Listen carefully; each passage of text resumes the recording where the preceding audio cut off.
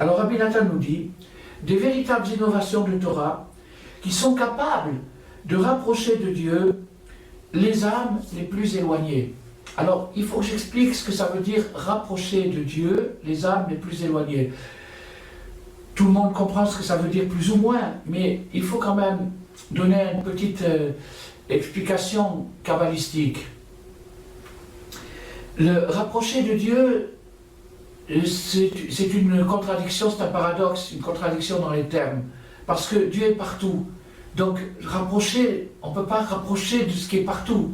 Puisque Dieu est partout, on est toujours proche de lui. Mais, dans le domaine spirituel, au-dessus du temps et au-dessus de l'espace, les notions de proximité et d'éloignement sont différentes.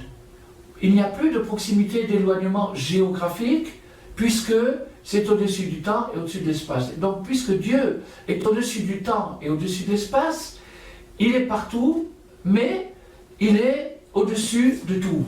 Tout en étant partout, il est au-dessus de tout. Donc se rapprocher de lui ne pourra plus être une question géographique. Il ne suffira pas de se rendre dans un endroit ou dans un autre pour se rapprocher de lui.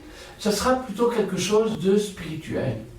Qu'est-ce que c'est que le rapprochement spirituel? Le rapprochement spirituel, c'est l'identification. Quand on arrive à ressembler à quelqu'un ou à quelque chose de spirituel, on est proche de cette chose. Être proche spirituellement, c'est être semblable.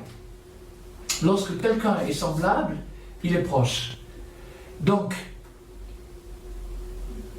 le contraire, l'éloignement, c'est la différence. C'est-à-dire, plus quelqu'un est différent de quelqu'un ou de quelque chose, plus il en est loin spirituellement.